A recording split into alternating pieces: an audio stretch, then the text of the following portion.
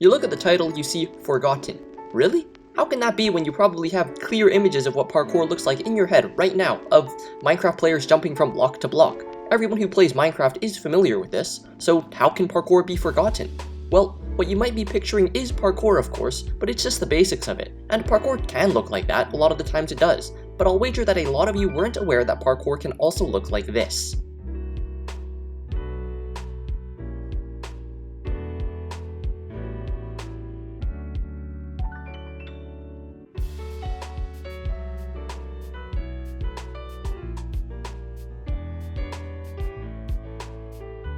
Minecraft parkour hasn't been known to be as visually spectacular as this until very recently, with the help of more popular channels like ITMG giving exposure to chaining Neos, for instance. And this is true despite parkour having been this developed for years. I think there's a huge disconnect between what the average person knows or thinks about parkour and how much there actually is to know about parkour, especially in comparison to the most popular game modes of PvP and building, where I think the average person is much more well versed. Let's do an experiment to demonstrate this. See how many of the following PvP techniques and terminology you've heard of or know of, and compare them to your knowledge on the following parkour techniques and terminology.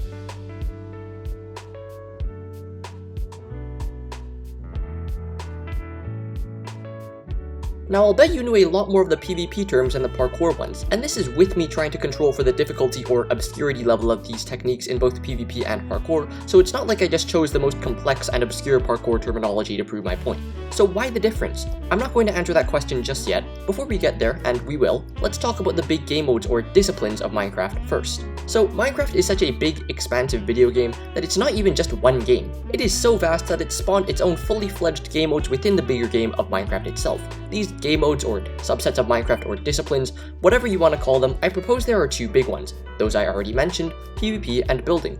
These are big domains, they've been explored in depth, and individually they may be the biggest or the sole reasons many people play Minecraft at all. If you're unconvinced that parkour is unpopular in comparison to these big two, let's take a look at two metrics, YouTube and Minecraft servers. Most popular YouTubers in PvP and building? For building, that's Grian and Jun's Map. They've got millions of subscribers and draw hundreds of thousands of views. For PvP, I could mention the likes of Technoblade, Stimpy PvP, and Tapel, but they also do other content outside PvP alone. Instead, I think it's more meaningful to consider how so many Minecraft YouTubers make videos with PvP footage or play PvP minigames or servers even when their main thing on YouTube is not specifically Minecraft PvP. Leading me to the second metric of popularity, think about all the Minecraft servers and minigames that offer PvP as a staple. Bed Wars, UHC, Skywars, Duels, Faction servers, Kit PvP servers, all the most popular Minecraft servers offer up a lot of PvP-based games. Hypixel is the most popular Minecraft server of all time, and the majority of its minigames are based in PvP. Using this same metric, the popularity of building can be seen when considering the amount of creative servers out there where you're given a plot of land to build whatever you want. I haven't even mentioned what is probably most demonstrative of the value of building, that being that if you're talented enough, you can get paid real money by big servers to build for them. This is a legitimately valuable skill. Now what about parkour? Who are the most popular Minecraft parkour YouTubers? Me? Uber? Australio? I'd say PrestonPlayz, but he rarely does parkour videos anymore. He raises interesting questions when it comes to generating interest for parkour as well, which I will talk about later. For now, think about Minecraft parkour servers. I remember back in 2015, I was looking for parkour servers and ended up both surprised and disappointed that there were so very few of them. Tons of servers would list themselves as parkour servers, and all they'd have was like a 20-jump mini parkour course at spawn. Nothing to dedicate yourself to and sink time into like a real game mode. 5 years later, not a whole lot has changed. The most popular mainstream parkour experiences, at least in North America, are found in Manicube and Hypixel housing parkour. These get a very rough, but generous estimated average of 800 and 1,000 concurrent players respectively. Though this is a sizable increase from past years, it's still nowhere near the popularity of PvP and building servers and game modes. With this established, what conditions need to be met for something to be appreciated as its own big subset of Minecraft? Because you can't just make a whole game mode out of any little thing. There's reasons that little games like Spleef and Sumo haven't become so widely appreciated on large scales as PvP and building.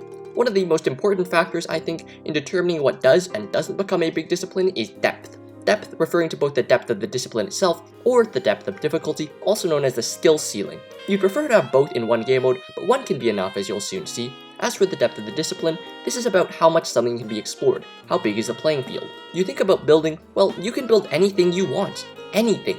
There is virtually unlimited depth here. You can build vast, expansive landscapes of any biome, of any fantasy, of any universe. You can build architectural wonders. They don't even have to be based off any real-world structures. You can dream up your own and build those. And this grand-scale stuff, isn't even scratching the surface of the depth of building. There's so much to be appreciated in building very small scale things. Look at Grian's building tips and tricks videos when you have new versions of Minecraft with new block types. Things like using grindstones as wheels for a train, that's very small scale, but still ingenious and accredited to the depth of building in Minecraft. As mentioned already, a popular game mode can instead arise from a great depth of difficulty. What does that mean? I want to use two quick and opposing examples of chess and tic-tac-toe. Chess has an incredible depth of difficulty. The difference in skill between a novice and a grandmaster is unspeakably large. There is so much to know and learn about chess, hundreds of documented techniques, openings, mid-games, endgames, the playstyles of and lessons from old masters, countless informational books and videos. I think you get the point. Tic-tac-toe? Extremely shallow, very little depth of difficulty. You can master the game in a matter of minutes. It should always end in a tie, by the way. So this means no one is going to be dedicating years of their lives to studying and playing this game simply because it has such little depth of difficulty. It also lacks depth in and of itself, to be fair. To be more relevant, let's bring in the example of PvP. There's a lot of skill expression in this game mode. You can be very, very bad at PvP, or you can be very, very good, and that makes for a huge range of skill levels in between. Like chess, there's a lot of strategies and things you need to know to become highly skilled in PvP, many of which I mentioned in the intro. Comboing, S-tapping, clicks per second, clicking techniques, rotting, bow usage, and all these individual skills have their own depths of difficulty, which makes PvP even more vast, even more rich. For instance, you can be really, really good at clicking fast, but maybe not so good with your sword accuracy. Depth of the discipline and depth of difficulty are both fundamental features of any big game mode because they keep you invested in it over long periods of time. Depth of difficulty means you can improve almost endlessly, never quite reaching the top in the same way you'll never reach a rainbow no matter how far you chase it. You can spend a lot of time on that sort of thing. Depth of the discipline keeps things fresh, so you never get bored of doing the same thing over and over. See how the freedom to do a variety of different things is what keeps you hooked on any good game. This describes Minecraft itself. You can play this game for hours upon hours because there's just so much to do, so much depth. I've said the word depth a lot, and I want to stop saying it, because that's not all that makes the big discipline so appealing to so many people. PvP and building have their own unique charms that draw in different types of people for different reasons. The reasons I give probably aren't going to be universal or all-encompassing, but I hope they come as close as possible to describing why so many people are engaged with these two disciplines. PvP feeds the competitive spirit. I think this is the largest reason for its widespread popularity. Competition is so enormously appealing worldwide, and this is made clear when you think about the popularity of sports, which are more or less synonymous with competition. You could even make the argument that Minecraft PvP has the potential to be an esport. I personally don't think it would make for a good one, but the argument is there nonetheless. I think that's all I need to say in terms of why PvP is so popular, but there's much more to its enjoyment than that. You can appreciate PvP on a technical level. Intel Edits, one of the more popular YouTubers who's really in the PvP scene, gets into the nitty-gritty of the inner workings underlying PvP mechanics in some of his videos, and he takes complex concepts and makes them easily understandable for the average viewer. I guess this is similar to depth in that there do exist these complexities of PvP that you need to understand to become the best of the best, but there's also some satisfaction in feeling that, because of this high-level technical stuff, the game mode kind of transcends its status as just a video game and becomes something real, a true challenge and testament to your mastery and intelligence. A sport in some cases. This sounds kind of pompous, but that pompousness is, I think, a nice counterbalance to all the downplaying of video games as this lowbrow time waster. When you PvP, you're not just mashing buttons, you're not just left-clicking and running at people, even if that's what some people interpret it as. It's a real skillful competition. There's hundreds of other little joys of PvP that'll keep you around playing the game time and time again, and I have not enough time to list them all, but I'll rattle off a couple. Pulling off a crazy combo that you didn't even know you were capable of. That potential to make such an outplay is always an enticing goal, just like how some runners persist in running daily in hopes that they'll achieve that runner's high that's so emotionally exhilarating. On the other hand, some people find PvP to be relaxing. Though it is generally a stimulating challenge, you can also just turn the game on, turn your brain off, and let your learned reactions take over. Autopilot. It's a lot of fun. I just wanted to make it clear that PvP can be enjoyed in a lot of different ways for a lot of different reasons, which is partially why it's so popular. Let's do the same for building. I think Minecraft building is the most beginner-friendly technology out there that lets you create three-dimensional structures. That alone is incredibly valuable. You can search in Google to find these expensive and complex softwares and tutorials for 3D modeling and art, but who needs that when you have Minecraft? Disclaimer, these softwares and tutorials are expensive and complex for a good reason, because they actually do have a lot more to offer than Minecraft. But anyways, with how large scale you can go, the blockiness of the game is hardly a restriction. In fact, it can be a fun challenge, as I touched on already. Having to work around the blockiness on small scale builds can make you feel very clever when you come up with stuff like using buttons as pebbles on a path. I'm gonna sound pompous again, but Minecraft building is kind of an art medium. You can build anything that comes to mind if you have the will and the creativity to do so. I might be repeating myself here, but you're never gonna run out of things to build. So again, we're seeing this trend where the game mode lets you come back time and time again, where you'll never truly get bored of playing. And just like PvP, building also has some technical appreciation, where you can apply real-life architectural fundamentals to your builds. Detailing, support structures, imitating building styles from different cultures. And it's not just about man-made structures, there's a lot that goes into the realistic creation of natural terrain. Things like cliffs, rivers, mountains, and how to properly recreate these natural designs.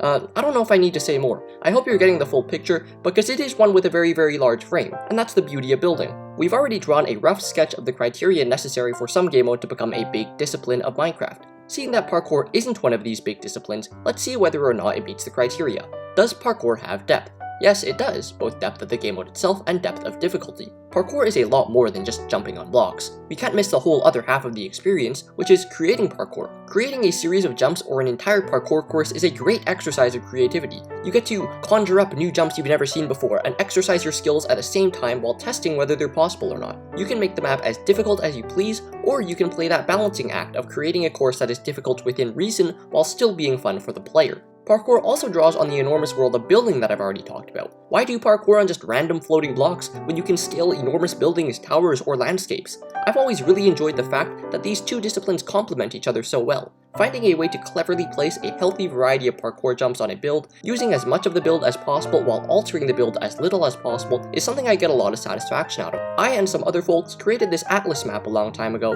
and my favorite part of making it was inserting difficult curving jumps using the natural shape of the Titan's body. But let's go back to that idea of parkour only being jumping on blocks. Though that summarizes the gist of parkour pretty well, it undersells the amount of ways you can jump on blocks and the variety of different jumps. I once tried to document every single jump in Minecraft parkour for a video, and failed because the task was too large for me to know how to handle. With all the unique types of blocks in Minecraft and how they interact with each other, you can come up with thousands of jump types, maybe tens of thousands. That's a lot of depth. Granted, many different types of jumps, as in a 2+1 being different than a 3 block, is not at all interesting. With a virtually endless amount of jumps we may still have yet to discover, plus new versions of Minecraft that may come out featuring new block types creating hundreds or thousands of new permutations of jumps, I think the sheer number and variety we have at our disposal is wonderful. As for the depth of difficulty, well, this is just like PvP. You can be very bad at parkour, or you can be very good at it. There are people who struggle to do 3 block jumps, and then there are people like this.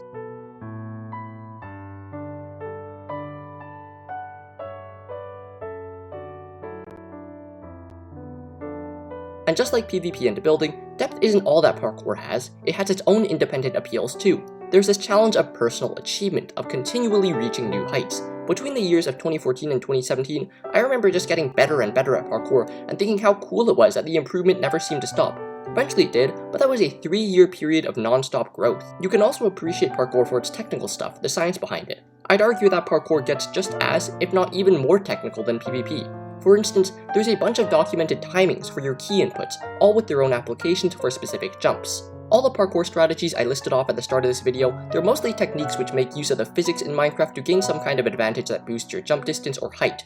For example, elevation momentum as opposed to flat momentum makes you move faster because you're jumping more often, and you get a speed boost every time you jump. How else can parkour be enjoyed? In the same way as PvP and building, it can be very relaxing, and this is how I enjoy it nowadays. You can challenge yourself by taking on the most difficult parkour you can handle, but you know, sometimes you just kinda wanna glide through a bunch of easier jumps for fun. It's very satisfying to watch the recording of it too. A lot of my viewers agree. Lastly, just like with building, parkour works very well with yet another game mode to become even more expansive: speedrunning. Speedrunning parkour is something I really enjoy nowadays, and there is a small community dedicated to the practice. There's a lot of satisfaction to be found in developing routes, finding skips, and pulling off really clean runs. And in addition to the challenge of personal achievement, there's also this competitive aspect of parkour introduced by speedrunning, where you can try to beat others' times to nab either your personal best or even the world record. I think for anyone that gets knee-deep into parkour, it's inevitable that they try speedrunning just because it feels so smooth and natural. Unless my criteria is wrong and I've failed to see the real reasons for the popularity of PvP and building, then it seems unreasonable that parkour is so much less popular than these other two big disciplines. So the parkour community and I thought up a bunch of reasons for parkour's unpopularity. I'll go through what I think are the less plausible ones first, and at the end I will give the reason that I most strongly believe in. Parkour is unpopular because there's no big YouTubers who play it. I went over a similar argument in this video about why Mineplex is dying, and it's an issue of circularity, aka which came first, the chicken or the egg. Sure, parkour could be unpopular because no big YouTubers play it, but equally plausible is the argument that YouTubers don't play parkour in the first place because it's unpopular. On a similar note, is parkour unpopular because there's no parkour servers, or do so few parkour servers exist because it's unpopular? Same issue of circularity, but with the addition of the fact that good parkour servers do exist. There's not many and they're not very popular. But I also need to talk about the strange case of PrestonPlayz. He used to do a lot of videos of him doing parkour adventure maps, and he is significantly better than the average Minecraft player at parkour from what I can see. Shouldn't his videos have generated a lot of interest in parkour? I would say yes, but if this is true, why is parkour still unpopular? I took a look at Google Trends, and the most common related searches to Minecraft parkour are all for Minecraft parkour adventure maps. These are single-player experiences, so parkour's popularity cannot shine through as easily visible this way. Without the hard data, I can't say for sure, but I'd predict that parkour adventure maps, thanks to PrestonPlayz, is the most popular and mainstream parkour experience out there. The thing is, most parkour adventure maps do tend to be catered toward the casual player. Though many of them have titles like Hardest Parkour Map, Impossible Parkour, Hell Parkour, and other such descriptions of difficulty, they're not really that tough. Sorry to come across as elitist or gatekeeping, but it's just a fact that you are much more likely to find harder stuff on the likes of Manicube and Hypixel housing. On top of that, parkour adventure maps tend to introduce more gimmicky parkour. Potion effects, parkouring through damage ticks like with cactus or fire, mazes, quizzes. These are all intermingled with the real parkour, and I think this makes the game mode appear less skillful, which makes it less appealing as something to be taken seriously. And maybe instead of making people more interested in harder parkour, or parkour beyond what these adventure maps offer, people are led to believe that the world of parkour ends with what the adventure maps are showing them, which is totally untrue, and I'd be pretty sad to find if many people had that perception. I hope my explanation before was adequate, but just to reiterate, the world of parkour is huge. These adventure maps only showcase a small segment of that world. Either way, I don't believe this is the case. I believe that instead, Preston's parkour videos should have gotten people into more serious parkour rather than turn people away from the game mode entirely or stunt their parkour development, if you will. But at the end of the day, I don't know what effects his videos may have had. Parkour is too rage-inducing, most players don't have enough patience to play it seriously. Now this is a very self-serving answer for experienced and skilled parkourists. Parkour can only be enjoyed by us paragons of virtue. More than a few parkourists have used this argument to explain why parkour is unpopular, I think it's pretty untrue. Think about all the rage-inducing games out there that require a lot of patience from the player, yet are still super popular. People rage in PvP all the time just as they do in parkour, the only difference is that the rage is targeted towards other players than towards the parkour itself. Yet PvP is still so popular, as I've said time and time again. Games that require a lot of patience or have a very steep learning curve, like League of Legends, are also extremely popular. And how about the Dark Souls series? Die a couple hundred times before defeating any boss ever. Constant failure is not necessarily unfun. Neither is a steep learning curve, and neither appear to be deterrents for the masses.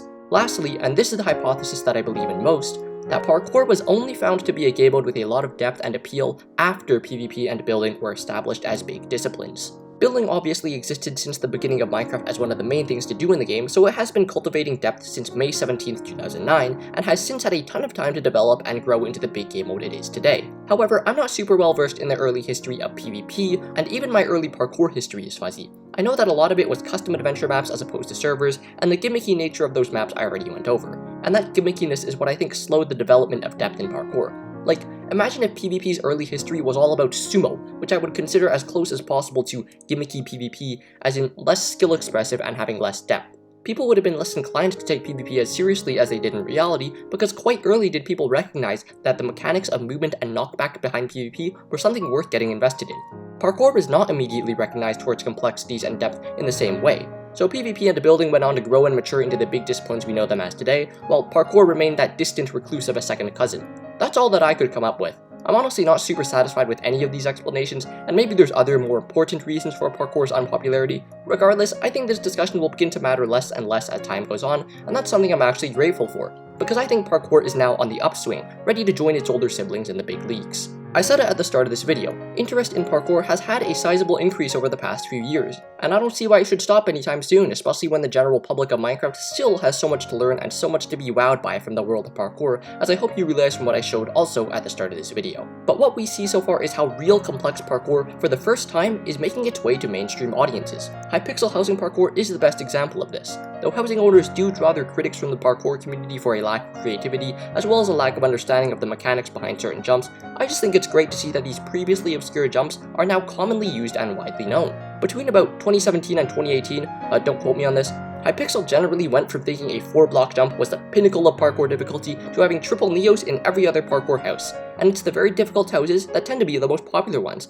and a lot of people actually complete the parkour, to my great surprise at first. I don't even recognize the names of most parkourists nowadays, which goes to show that the number of skilled parkourists is increasing a lot from when I was deeply ingrained in the scene. Moreover, difficult parkour has caught the eye of popular YouTubers, and it's consequently caught the eyes of their large viewer bases. Probably the earliest case of this was with Graf. I don't know if I'm pronouncing that right, but he's a Polish YouTuber who worked with parkour expert Entity Wolf in making a Change Triple Neos challenge video on Bedwars in January 2018. Similarly, ITMG came out with their Using Parkour to Win Skywars videos, which racked up millions of views. I think Triple Neos as well as Chained Double Cross Neos are now seen as the representatives of hard parkour as a direct result of ITMG's videos. Spifey also made a hardest Minecraft jump video in May 2018. It isn't the hardest jump by any means, but it was a great way to generate interest for parkour. 340,000 views. This was a lot of exposure given to difficult parkour to a fanbase who, I think, was not very well versed in the game mode coming into the video. And individually, the most popular video about parkour is by Dream on the 5-block jump.